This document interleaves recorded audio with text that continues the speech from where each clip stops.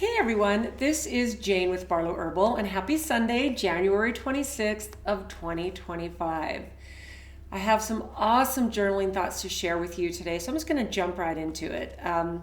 We are living in really, really interesting times, and this past week with the inauguration and the different emotions flying around, it has been an interesting week every single day.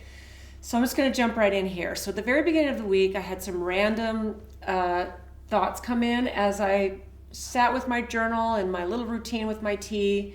So I'm just going to read through these, some of these ideas and just kind of see if this sparks anything in you. And then at the very end, I have some really beautiful strategies that kind of accumulated from all my journaling of the week. So as things kind of unfolded with the inauguration at the beginning of the week, like I said, the emotions of either doom and gloom or elation or whatever it is that people were feeling, the energies were palatable to me. I could feel them, and it was up and down on a day-to-day basis. And I'm just talking about what I would feel from other people and what I would feel from the collective. And I'm sure many of you can relate to that.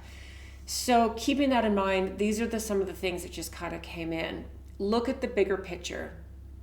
All the things that I've looked at, all the things that I've studied, all the things that I've come to believe where I am in my life and my journey of learning, my spiritual growth, my rise in consciousness, all of the things that I've been looking at on this path, which has sped up. This last year, 2024, it has been an absolute increase in speed in the way that I feel like I'm evolving. And so that when things drop in, I process them much, much quicker, which I'm sure many of you can relate to that. So look at the bigger picture. Hold the vision. Use wisdom. Stay productive. The best way to heal the world is to heal ourselves. It can be overwhelming to think about all of the people you want to help and the situations that are hard and the suffering. And the way we heal the world is we individually heal ourselves. And this is how it's always been. But we've always outsourced it. We've always put our own healing on the back burner. And not everyone, but the majority of human beings. So we need to pick ourselves up and out of the energies. This I've had to do quite literally, physically, at times during this week, and even this past month, this past year. I will have to move myself physically out of a situation, out of a room, out of an environment with people, and it will be amazing at how fast that can shift everything for you. So pick yourself up and out of the energies. You have the key to unlock the door. Look at it literally as that. We think, oh, the door is locked. I can't get in, but the key is laying right there. And a lot of times it's just taking action to unlock the door. So using that as a metaphor. When opportunities come in, don't overthink them. Go with your gut. Okay? That first page just came in one beautiful morning, the very first of the week. So just cool thoughts. And then I wrote this: honor your losses, but keep hope in your heart for what is meant to be. This is part of looking at the bigger picture. And we have these painful things that happen to us as human beings, and it's hard to honor the things that we consider as losses. But we all have them. Nobody is unique in this situation. Every single one of us has losses. Some are more dramatic. Some people are affected more dramatically, but we all have them. We need to stay cautiously optimistic. And the reason I wrote this was because of what happened at the first of the week with the inauguration. Then I wrote this: people are upset by the current political scene, and people are relieved by the current political scene. It's polar opposite of what people are feeling. And so I believe, regardless of what you're feeling there, we need to stay cautiously optimistic with whatever we feel feels hopeful or whatever. So then I wrote this: Perception is everything, and the propaganda and programming is also everything. Everything that we believe and think can shift based on what we let in and what we've been propagandized to believe. Don't stop seeking truth. It is your truth. And this is where it can be really interesting, because people's truths are different and everyone's on a different path. And this to me is sometimes the hardest thing, because it's like what happened at the beginning of 2020. I was like, I wanted to shake people, look at what's happening. And to watch people have their own path that was so polar opposite than my path, that felt like their path was infringing on mine, was very difficult. And it was difficult for a long time. So there's no easy way to keep saying this. Don't sit back and rest. Stay in action, creative action. No one is coming to save us. There's no gentle way to put that. No matter who's in political office or who you wish were in political office, no one is coming to save us. And there's no easy way to put that. And this is where people get triggered by all kinds of things that they might think or believe. We are the one. And I say this all the time because it's true. Okay, we individually must think about, worry about, work on, practice, and create the environment that saves ourselves. And that's it. It might be easier than we think to actually just start taking action and save ourselves. It might feel easier to lay the savior burden on someone or something else. This is after I wrote No One's Coming to Save Us. That's what I wrote. It might feel easier to lay the savior burden. We are laying a burden at someone else's feet. Save us. Save us. It might feel easier to lay the savior burden on someone or something else. Systems or governments, someone coming, someone showing up. What is called for is change and bravery, a willingness to be an outlier. I don't like to talk dystopian. And I wrote all this. I don't like to talk about dystopian things because I know that when I listen to things that brave people are willing to put out into the universe and the online stuff and some of the people that I follow, I hear the things that they say, and I feel like I know where humanity is going, and it feels dystopian.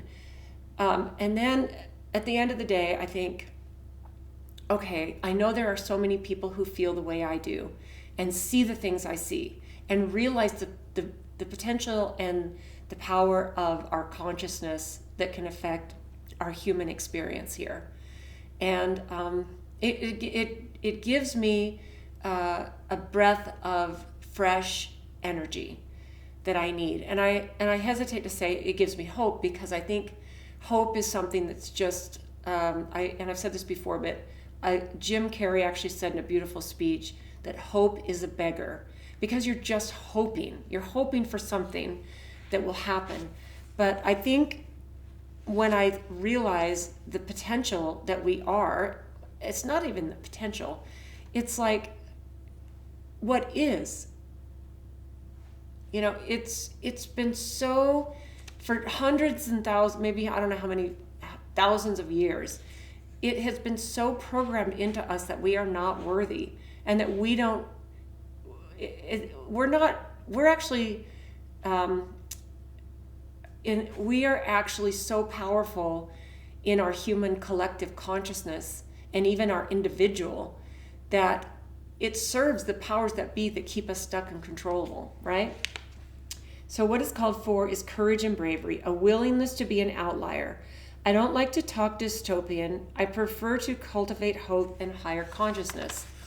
But then I wrote this. I had to turn my page. I started writing, and my writing was getting smaller and smaller. I was using up the ends. I'm like, just turn the page here. But we must keep developing the skills to stay calm and centered. We must keep creating.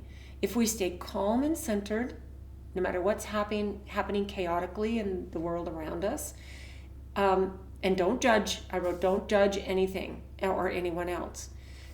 This is where pure example comes in. It is important to say things, though.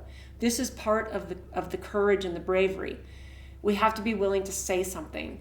I've gotten to a point where I really have no problem saying things, because the courage, your courage muscle gets stronger and stronger the more you use it. This past week, I went to Arizona, to Phoenix, to spend a couple days with my brother who lives there. And we went on a really awesome 8-mile hike. And as I'm going through, I've gotten this now. Every time I go through security, the TSA, they stand in front and let us take your picture. And I know we're tracked by our phones, and I know we're tracked everywhere we go. But to me, this is one of those things that I'm just going to say no.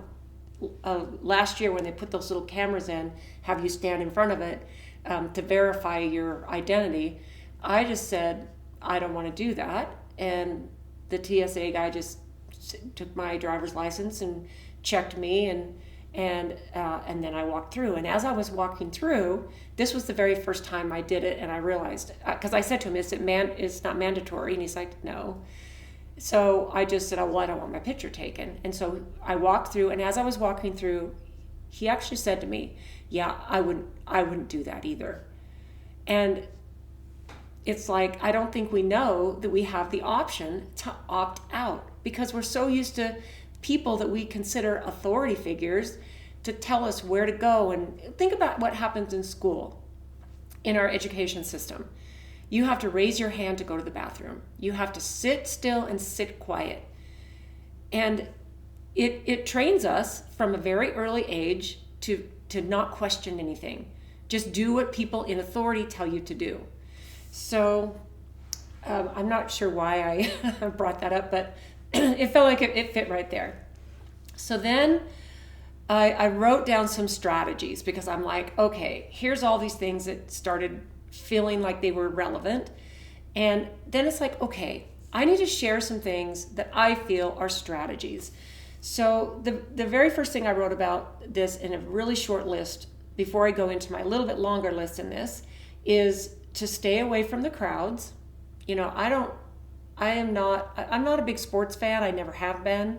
But I've been to my share of not just, games in stadiums, not a whole lot. It's just not my thing. But also concerts, big venues of concerts. And while I've enjoyed smaller venues of concerts, I have really, in the last few years, disconnected myself from going and being in crowds. And this is my own personal way that I would choose to walk through this.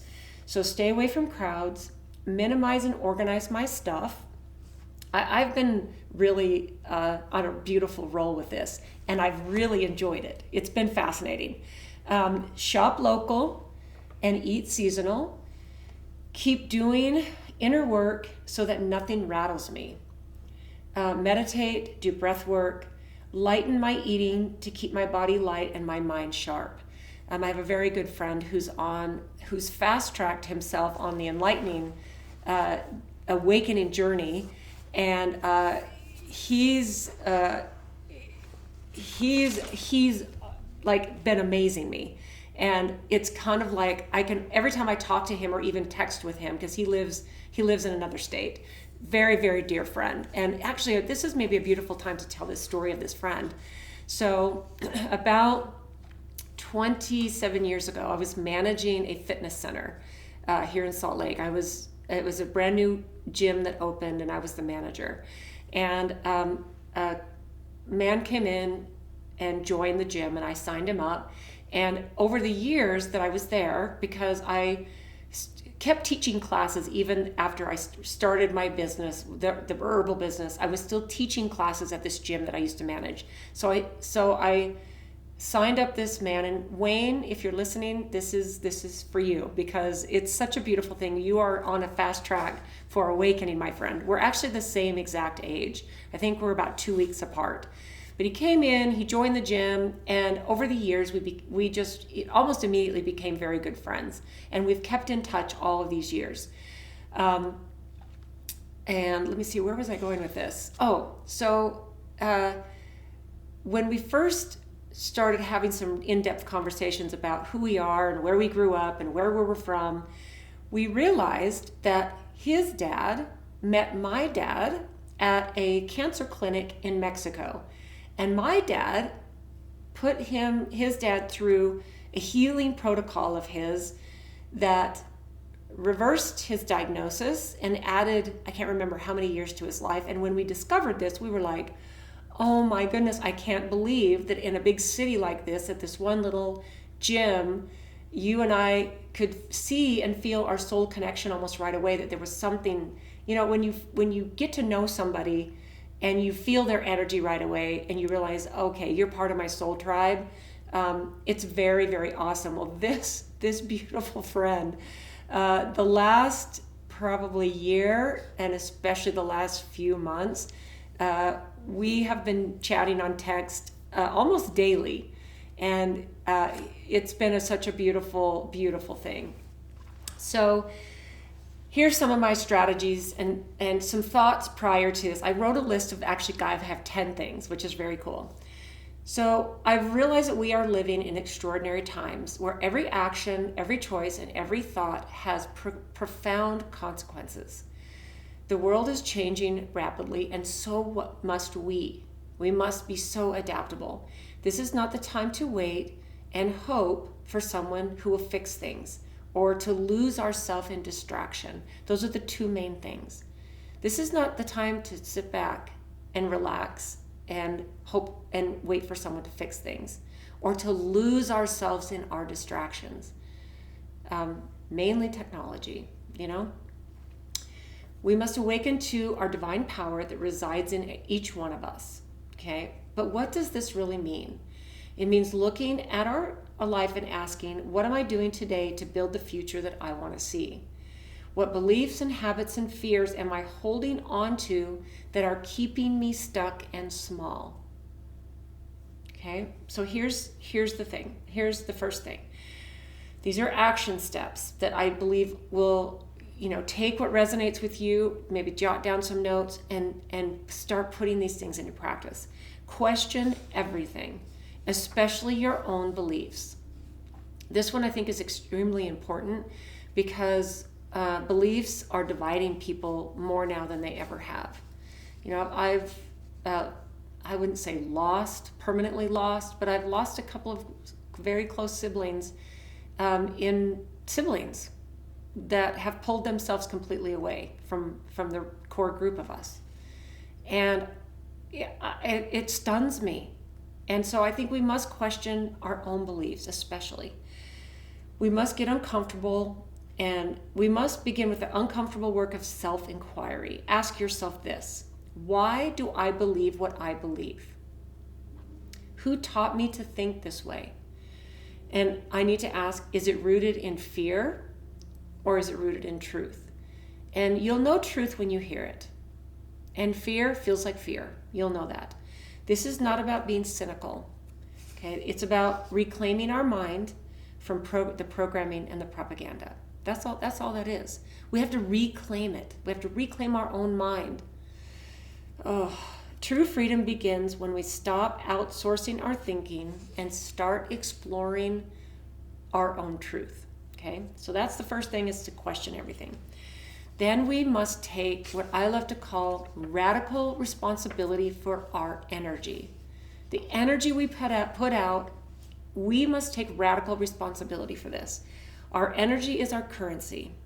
How are we spending it? And are we using it to create or to consume? We have been trained to be consumers. The more stuff we have, the more food we eat, the bigger car, the bigger house, the fancier clothes, the fancier purse, all of that. We have been conditioned to be consumers. So we need to ask ourselves, are we being creators or are we being consumers? These are all things, please know this, these are things I'm writing for myself. And my goal is to let any of these things resonate with you where you see how you can add it to the collective as we're on this really pivotal time.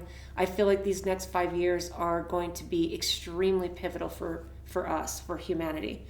Do we use our energy to uplift others or to complain? We need to pay attention to the people, the media, and the environments that drain us versus those that energize us. We must pay attention to the people, the situations, the environments. You know, if you're feeling negative, like I said a little bit earlier, get up, move out, physically out of a situation. You might need to physically excuse yourself from a person. And it's okay. It actually gets easier the more you do it. Learn to protect your energy fiercely. We can't make a difference in this world if our energy is depleted. And it's easy to get depleted. You might watch something. In fact, my husband's birthday was this week, and we went out with 2 other couples for his birthday dinner. And we started talking about how bad the content on these streaming platforms is. You know, on Netflix and Prime and all these platforms that are just spewing out content. I don't know if you can relate to that at all. It's like, let's see if, you know, it's a cold winter night, let's find something to watch.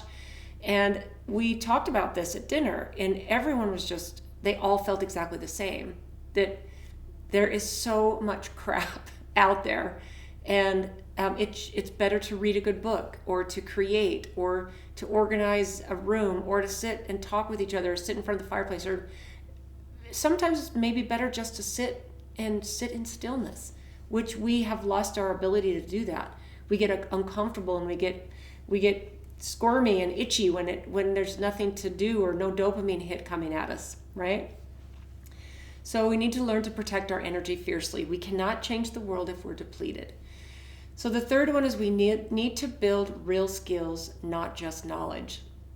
Now it's interesting because I was on a podcast this week. I think it's getting released in some time in the first part of February, but I had a really good conversation with the host about, and this was before we started recording, and basically what we realized is that knowledge is power. We talked about how much information we let in. How many self-help books can you read before you actually put it into action? So knowledge is power, but skills are liberation. And it's interesting because this podcaster, she was a few years older than me. So she's she's almost 68. And we talked about being in our 60s and how we've watched the world change, and how we've watched people who have been almost addicted to personal development. And they'll read every single book, but then they don't take any action. It's almost like a company who looks at all the marketing, everything that's marketing, and they want to grow their business, and they read every marketing book, and they look at every marketing tutorial, they look at all this stuff, and then they never take action. They never develop the skills that actually moves themselves forward. So it was an interesting thing. We talked about that in the context of using herbal medicine. She had a copy of my book, and we were talking about incorporating these things into your life so that you can actually benefit from them. So we can get knowledge, but the skills are where the power, and the action is where the power is. So we need to learn practical, tangible skills that can make us more self-reliant. This is absolutely critical right now. We need to learn to grow our own food. We need to learn to repair technology, and this is where communities come in. Even tight family communities, small groups. It doesn't have to be a huge group. You know, everybody has different interests and different skill sets. So create art, write persuasively, understand how economies work, or even how to organize our own communities. So we need to think about what the future might demand, and then prepare ourselves for those demands. Okay, I love that. Okay, now the fourth one here is very important. We need to cultivate emotional resilience through connections. You know, emotional resilience is extremely important, because I think we're in times, and a lot of us recognize this now, because we've maybe gotten caught in that ourselves, where we become offended really easily. And we don't look at a situation for what it is without thinking it's all about us, when it doesn't have anything to do with us. So we need to cultivate emotional resilience, right? We need to heal our trauma. Healing our traumas is not just a personal journey, okay? It is a collective necessity. You know, the more people I talk to about this, it is really important that we heal our emotional traumas. And this is not just something we go off into the wilderness and do by ourselves. And the wilderness might just be in your own home with your journal. Like, there's a lot of stuff that can happen. There's a lot of stuff that has happened with my lifelong habit of journaling. But it's a collective opportunity for us to help each other. It's so critically important. Healing doesn't mean isolating yourself in endless self-work, okay? True healing happens in relationships with your families, your friends, and your communities. This is where true healing happens. We need to surround ourselves with people who challenge us, inspire us, and at the very top of it, hold us accountable.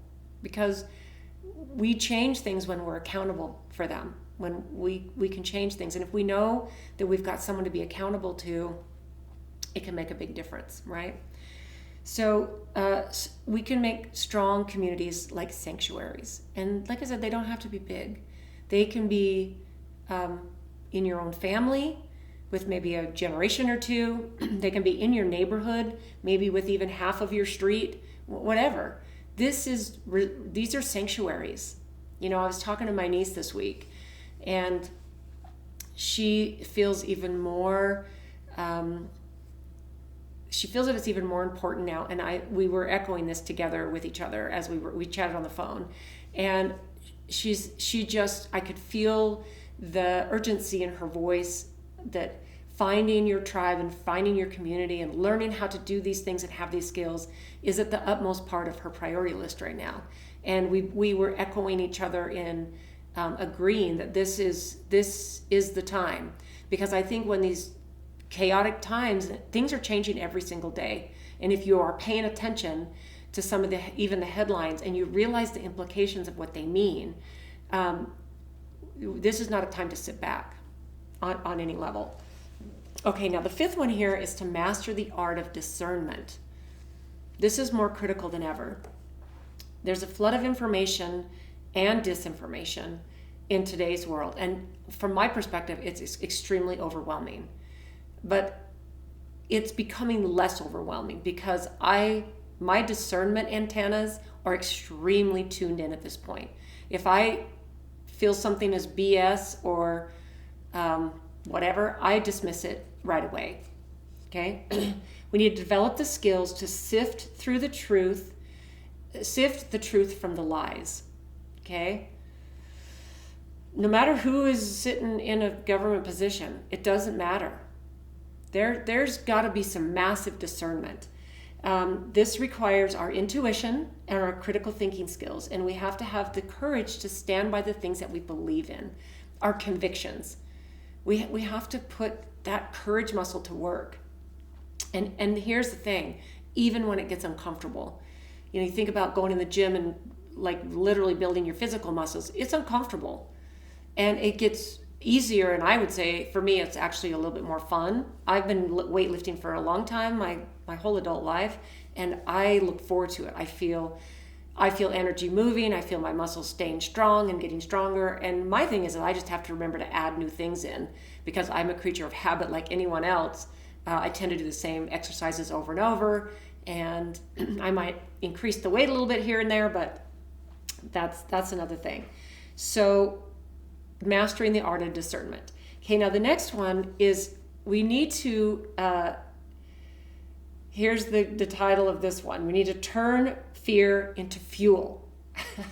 Because I wrote this little paragraph and I'm like, okay, this is turning fear into fuel. Okay, let that fear be fuel to energize you. Okay, I believe that the times ahead are going to test all of us. If these last 5 years hasn't proven to you, and I know there's a lot of people who are still walking around with their head in the clouds or their head in the sand, and I kind of I am still a little bit stunned and shocked, but Only a little bit. Actually, it's very minimal at this point. So the times ahead are going to test all of us. And I think that when you first have a little bit of fear drop in, it's really, really natural, because at the core of us as human beings, we want to be safe. We want to be secure. We want our families secure. We want certainty, right? And I've said that 100 times. We need to recognize that fear is a signal that we're stepping into something important. Fear is a signal. It's almost like your body gives you a symptom of a fever, or a rash breaks out, or you get an infection, or you have constipation, or your body's giving you a signal that something is off and you need to pay attention to it. Okay, so this is what we need to look at fear. We need to look at fear as a signal that we're stepping into something important. Okay, that statement right there gives me the chills, because that is so true. When there is that prickling of fear, there is something important that we need to be paying attention to. It's like that symptom. It's the symptom saying, hey, there's something that you need to pay attention to, and you need to fix it or change it. Okay? Then we need to create more than we consume. I think this one's really important. The systems of control, they thrive when we are passive consumers. So when we just passively consume, the systems that control us are thriving. Okay, so whether it's content or products or ideas, we have to stop consuming mindlessly. I say these things because these are the things that I experience personally, and my hope is that you can relate to some of these nuggets. You might have all this dialed in, and I say kudos to you, and keep doing what you're doing, sharing your amazing energy and adding to the collective. I am still growing and learning, and these are always things that I think I hope can just add a nugget of some type of little inspiration for you. So the consuming, my biggest issues really are consuming content, partly because I want to stay up on top of what's happening. And then I also want to stay inspired. I want to stay inspired by the things that I can tune into, and I want to learn. I want to keep learning. You know, where the whole, like, human age-old questions. Who are we? Where do we come from? What happens when we die? These are questions that humans have been asking since the dawn of time. And I will tell you, from what I was raised with, the ideas, the belief systems, to where I am now, there has been massive shifts. From where I am now, I've had massive shifts from last year.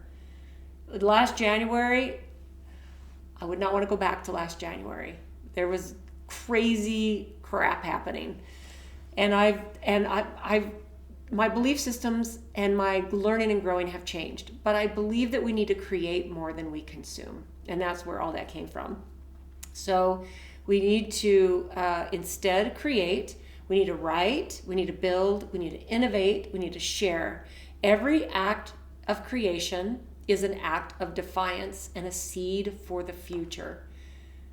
So if you look at it that way, everything that we create is an act of defiance. That's a rebellious act. When you are creating, when you are calm, when you are opting out of this consumer mentality, that is some of the most empowering things that you can think of. Imagine spending a whole season from planting to harvesting and not stepping into a grocery store one time. That would be a fun thing to try. And maybe add a couple of neighbors on your street or people in a community that you can actually share produce with, and maybe share eggs with, or whatever. Like, that would be an absolutely amazing experiment. And I believe there's already people out there doing that. Okay. We need to break free, and there's only 3 more here. We need to break free from the illusion of separation. You know, it is such an illusion that we are separate. And this is where my heart just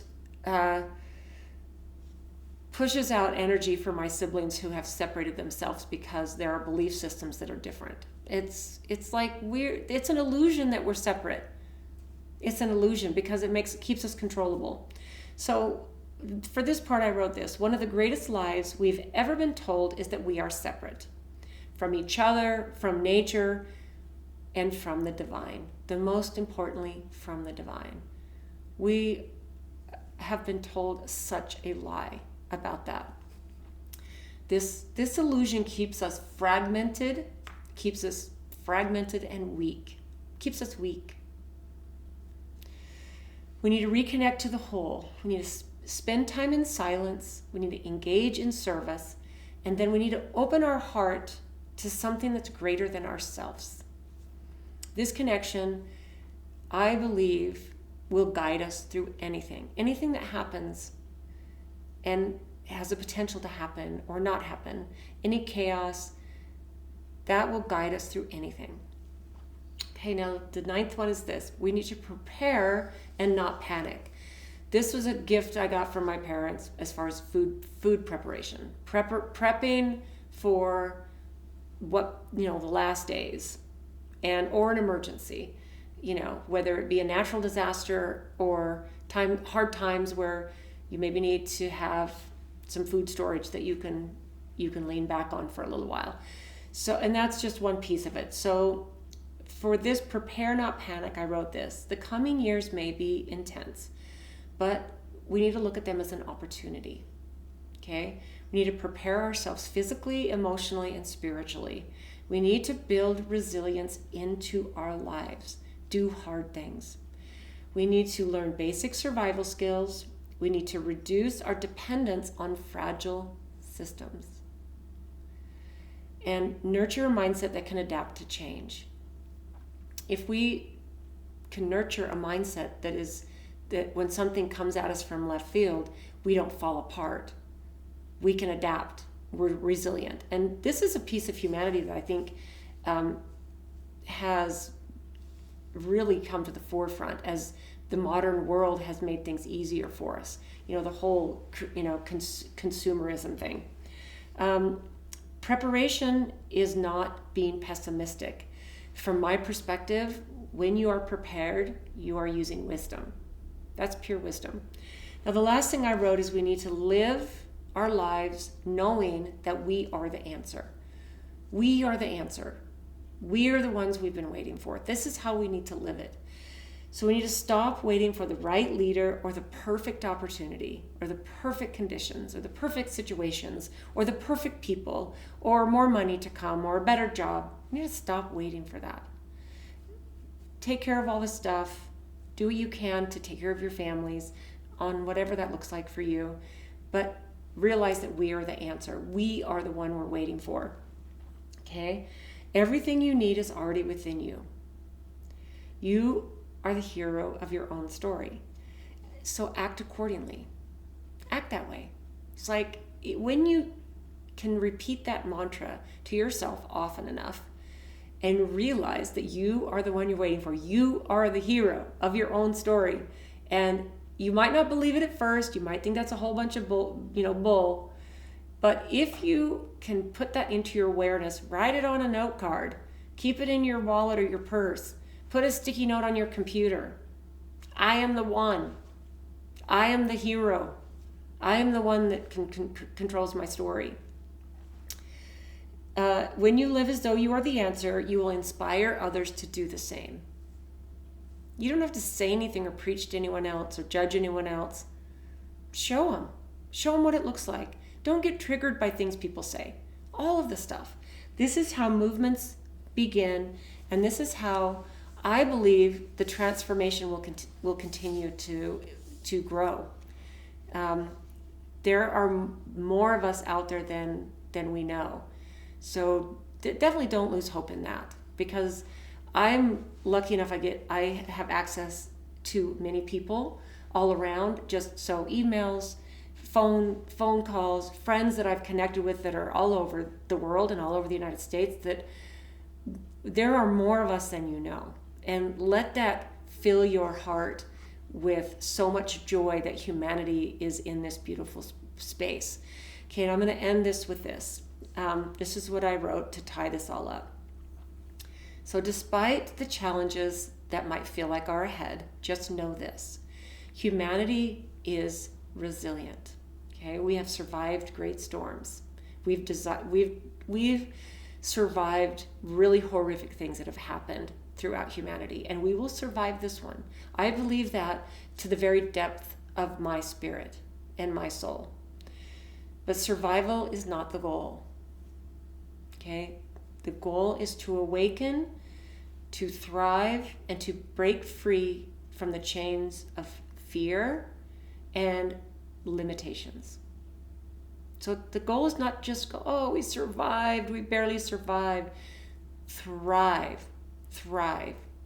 You know, we need to break through from these limiting beliefs, limiting constructs. You know, we are more powerful than we realize. We are here for a reason. And I believe this is the time for us as divine sparks of consciousness to rise. Let the chaos of these times awaken us. We might have been dormant. I think many people realize that, 2020 and now these last 5 years, I was just dormant. This is my friend Wayne. I have never seen a person change and grow and awaken and enlighten so quickly. And it's beautiful. It's beautiful. So we need to remind ourselves of who we truly are. We are a creator, a warrior, and we are a force of limitless love and potential. We are not limited. We are limitless. Take action, stay centered, and stay awake. Together, I believe that we can build a future that is not only beautiful, but it's rooted in truth, freedom, and what I think is boundless possibilities.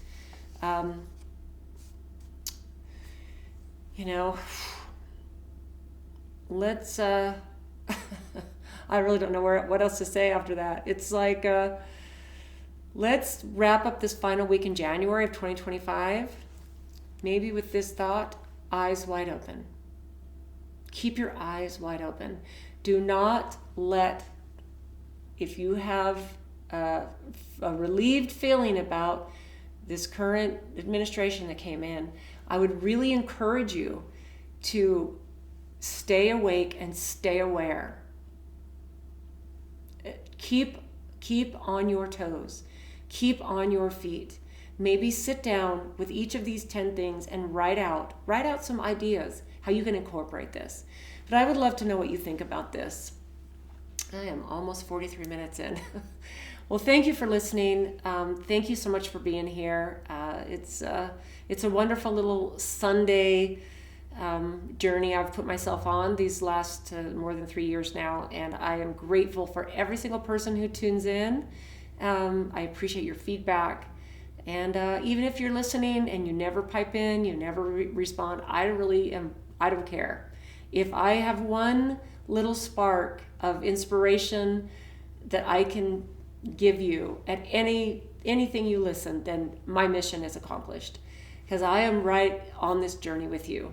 And I feel like now is such a beautiful time to be alive if we just remember that. So thank you guys so much for being here. I appreciate you guys being here week after week. But have a beautiful week ahead, and we will see you in February.